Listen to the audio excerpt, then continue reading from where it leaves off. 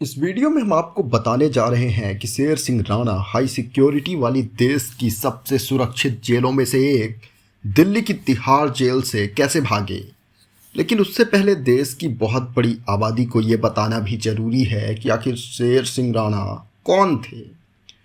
हमारे देश के तमाम वीर सपूतों में से एक पृथ्वीराज चौहान की अस्थियों को अफगानिस्तान से भारत ले आने वाले शेर का नाम ही है शेर सिंह राणा।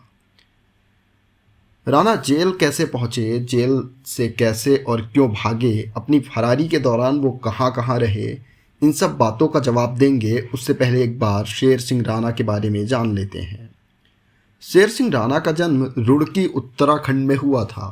राणा ने अपनी शुरुआती साल राज्य में ही बिताए और डीएवी कॉलेज देहरादून में पढ़ाई की। वहाँ ये छात्र राजनीति में शामिल हो गए और 1998 में अपना पहला छात्र चुनाव लड़ा। वे 2001 में उत्तरांचल एकलव्य सेना के पदाधिकारी भी बनाए गए। बचपन में उनका नाम पंकज सिंह पुंडीर था। इनके बारे में ये बातें सुनने में किसी को कोई खास इंटरेस्ट नहीं होगा। इनके कहानी की शुरुआत 2000 के दशक की शुरुआती सालों से होती है, जब इन्होंने फूलन देवी की हत्या की। फूलन देवी की पहचान एक बागी के रूप में थी। साल 1985 में कानपुर देहात के बेहमई में इन्होंने 20 ठाकुरों को लाइन में खड़ा करके मौत के घाट उतार दिया था।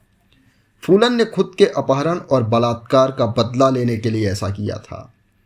25 जुलाई 2001 की बात है, तब फूलन देवी समाजवादी पार्टी से सांसद बन चुकी थीं। उसी रोज दक्षिण दिल्ली स्थित उनके बंगले के बाहर 3 नकाबपोश बंदूकधारियों ने गोली मारकर उनकी हत्या कर दी, जिसमें एक राणा भी थे।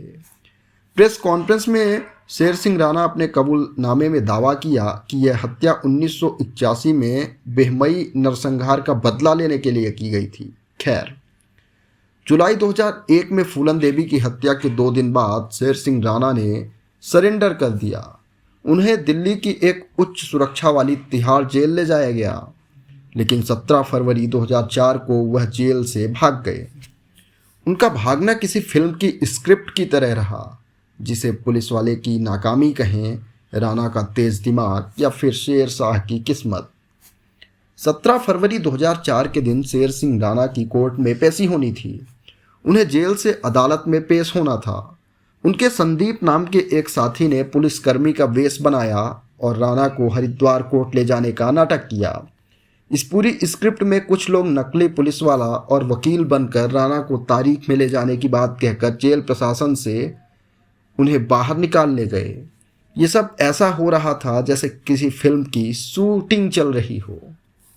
बाहर निकलने के बाद वो तीनों एक प्रतीक्षारत ऑटो रिक्शा में सवार हो गए, जो उन्हें कश्मीरी गेट अंतर्राज्यीय बस टर्मिनल यानी ISBT ले गया।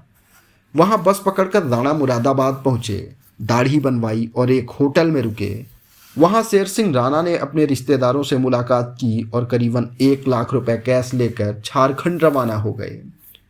झारखंड की राजधानी रांची में उन्होंने संजय गुप्ता के नाम से पासपोर्ट के लिए आवेदन किया और कोलकाता के रास्ते बांग्लादेश निकल गए। बांग्लादेश भागने के बाद उन्होंने एक सैटेलाइट फ़ोन खरीदा ताकि वे बिना ट्रैक किए अपने रिश्तेदारों और दोस्तों से संपर्क कर सकें। वहाँ से वे दुबई गए और उसके बाद अफ़गानिस्तान के गजनी में लगभग 4 महीने की रेकी करने के बाद वहाँ से पृथ्वीराज चौहान की अस्थियां लेकर भारत लौट आए। 2006 में कोलकाता के एक गेस्ट हाउस से शेर सिंह राणा को फिर से गिरफ्तार कर लिया गया और साल 2014 में दिल्ली की एक निचली अदालत ने राणा को फूलन देवी हत्याकांड में दोषी ठहराया। राणा को 2014 में आजीवन कारावास की सजा हुई थी, लेकिन अदालत ने सबूतों के अभाव में मामले में उनके 10 अन्य साथियों को साल 2016 में रिहा कर दिया। उसके बाद इस मामले में और कोई प्रगति नहीं हुई। जेल में ही राणा ने पहली बार मुख्यधारा की राजनीति में कदम रखा था।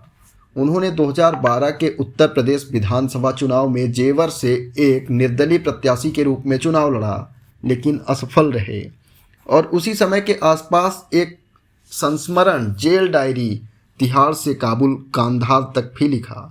इस पुस्तक में उनके बचपन की छात्र राजनीति के वर्षों स्ट्रगल, एकलव्य सेना में उनके कार्यकाल सहित उनका पूरा परिचय, फूलन देवी से कैसे हुआ और जेल से भागने का पूरा वर्णन लिखा हुआ है। उन्होंने 2019 में अपनी खुद की राजनीतिक पार्टी राष्ट्रवादी जनलोक पार्टी सत्य की शुरुआत की। उनकी पार्टी ने उस साल हरियाणा विधानसभा चुनाव लड़ा था, लेकिन उसे हार का सामना करना पड़ा। राणा ने राष्ट्रवादी जनलोक परिवर्तन यात्रा नाम से 50 दिनों तक राज्य का दौरा किया था, जिसमें 12 साल से कम उम्र की लड़की के साथ बलात्कार के लिए मृत्युदंड, किसान आयोग और हर परिवार में कम से कम एक व्यक्ति की नौकरी सुनिश्चित करने के लिए कानून बनाने की मांग पार्टी के मुद्दे पर चुनाव लड़ा था। ऐसी तमाम अनोखी और दिलचस्प घटनाओं के लिए हमारे चैनल से जुड़ जाएं। वीडियो अच्छा लगा हो तो एक लाइक और चैनल को सब्सक्राइब जरूर करें।